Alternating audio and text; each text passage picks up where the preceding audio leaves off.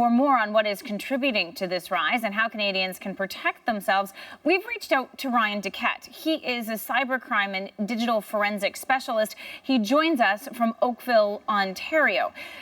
So, Ryan, we're hearing about these numbers going up. How concerned should a regular Canadian be about getting trapped in one of these scams?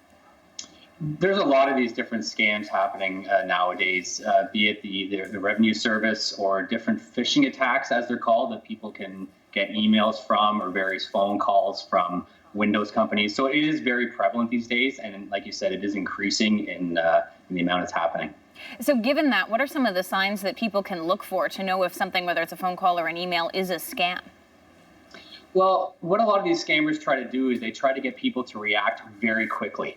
And they make it very urgent that somebody reacts to either send money or input their personal information or go send a wire transfer, and they use fear tactics.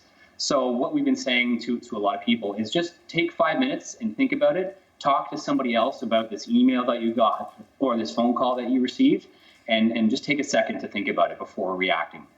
What do you do, though, from a reporting perspective? If you're on the phone with someone and you realize that this is a scam, what do you do? Who do you call so that these people can get caught? Well, you can call your local police department, or there is the RCMP hotline that you can call as well, and then they can follow up with any investigation that may happen from that. You say they can do that, but we've heard from police forces saying, it's really tough to crack down on these scams. Why is that?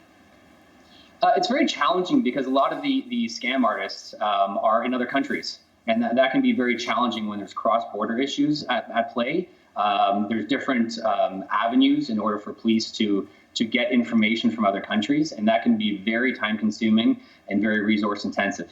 If Canadians are looking for someone to hold accountable for this, for some reason that it's happening and being allowed to happen, who's at fault?